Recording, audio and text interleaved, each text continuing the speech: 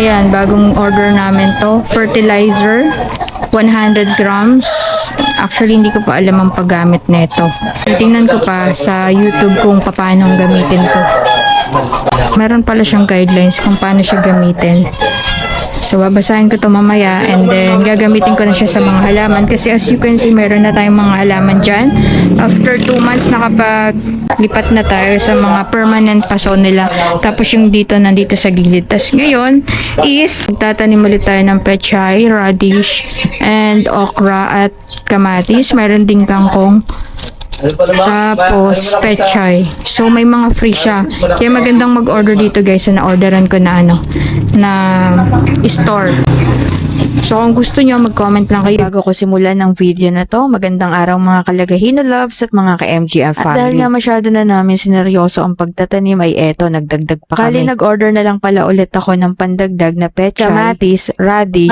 Yung okra at saka yung mustasa pala ay free lang yun ni seller. At munti ko pang makalimutan, meron din palang okra. Kung gusto nyo na rin palang magtanim guys, ibibigay ko yung link kung saan ko nabili. Mag-comment na lang kayo dyan sa baba. Bale, ito palang mga hinihilera ko na plastic pot. Ay nagamit na pala namin ito nung unang pagtatanim namin o yung paglilipat namin. Kaso wala ni isa doon na nakasurvive. Bali, ang nakasurvive lang pala dyan ay yung mga nakikita nyo na mga nasa gilid na nakalagay na sa permanente nilang lalagyan. Nagpatulong na rin pala kami kay Lamaki na kumuha ng lupa na ilalagay namin doon sa mga natirang paso para sa mga pechay, mustasa at binhi ng kamatis kasi yung kangkong at okra ay bukas pa lang namin maitatanim dahil magdadagdag kami ng malalaking paso. Para hindi na namin ilipat-lipat, nakarekta na sila sa isang lalagyan. Base sa experience ko dito sa pagtatanim at hindi naman ako expert. Sa una lang talaga medyo mahirap kasi bibili ka pa talaga ng mga gamit mo, mga binhi at dapat ay malusog na lupa ang gagamitin. Pero dahil may mga lalagyan naman na kami at talagang rekta na naming itinatanim ay mas madali na ito sa susunod kung magtatanim ulit kami. Ang tanong naman dyan ay kung paano naman ito mamumunga at kung kailan. Yun ang hindi ko pa po masasagot dahil hindi ko pa rin alam kung kailan nga ba sila mapapakinabangan. Pero datapwat ganun pa man ay hindi naman kami naiinip dahil nga kung maiinip ay wala namang magagawa. Ang mahalaga ay tinanim na sila, naaalagaan. At sa sunod ay kami naman ang gugulatin nila para mamitas ng kanilang mga bunga. Bale itong maliliit pala na pot, kapag nagsitubo na sila at sa palagay namin ay kaya na nila yung tindi ng init ng araw, ay isasabit na namin sila dyan sa gilid ng bakod. At sa puntong ito nga ng aking buhay, inilagyan ko na muna ng lupa lahat ng pot para dire-diretso na rin yung paglalagay ng mga binhi at isahang galaw na lang. Maganda rin pala itong na-order ko ng mga plastic pots kasi hindi siya mabigat kapag ibinitin na. At sa palagay ko ay dito talaga naaakma ang pagtatanim ng pechay. Yung napapanood ko kasi na mga DIY lang pinaglalagyan nila ay yung ginagamit nila yung 1.5 na cup na syempre wala nang laman.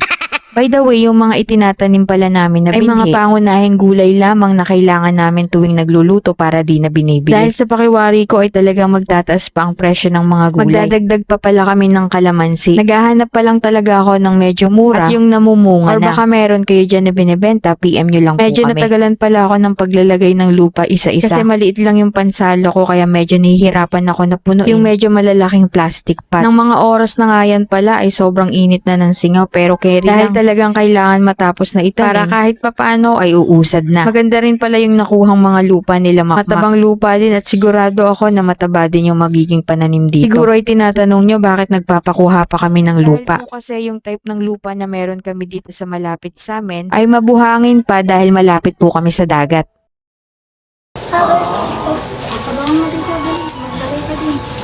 Okay. Wow.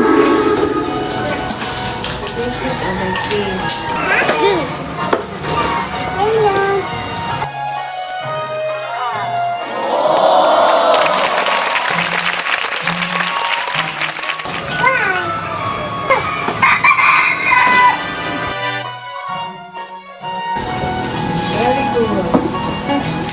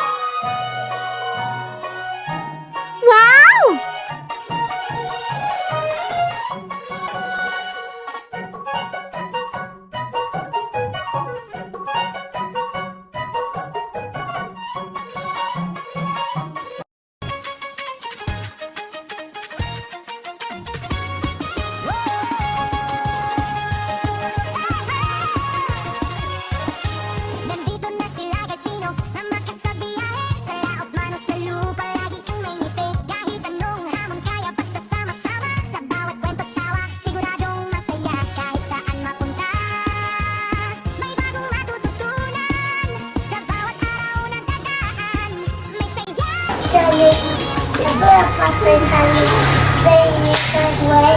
Ato, kami, sinet. Ato, sinelo. Lo, dada. Tama.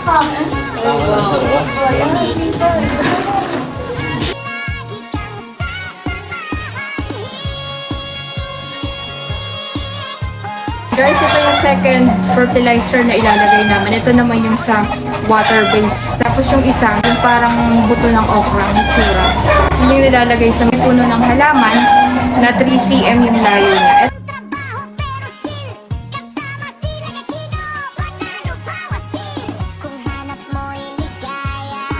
Guys, nakakatuwa. Itong isa may bulaklak na.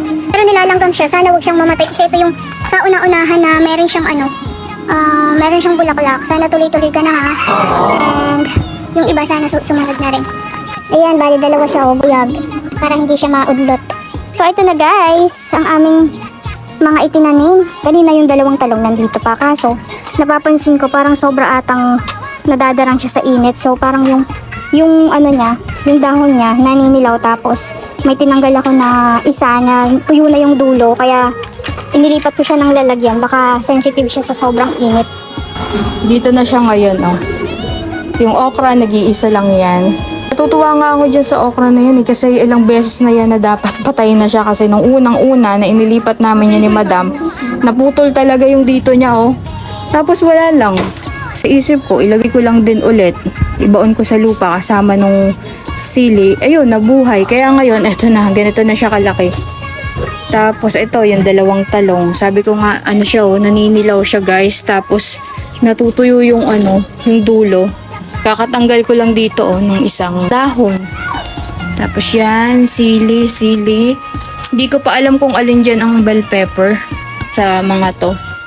Tapos ito, yan, napulot ko lang yan doon sa may gate. Siguro pag nagtatapon ng mga tira-tirang pagkain, tapos napunta doon yung buto, kaya yon. Buti na nga lang kasi nung nakita ko siya, munti ko na siyang matapakan. Ayan, meron na kaming siling labuyo kasi wala akong labuyo na nabili. Tapos itong may mga takip naman, kakatanim ko lang yan. Mustasa, pechay, kamatis, at saka ano pa yun? Yun lang sa ngayon. Itatanim namin bukas sa mas malaking lalagyan. Bibili kami ng mas malaki pa dito. Okra at saka kangkong.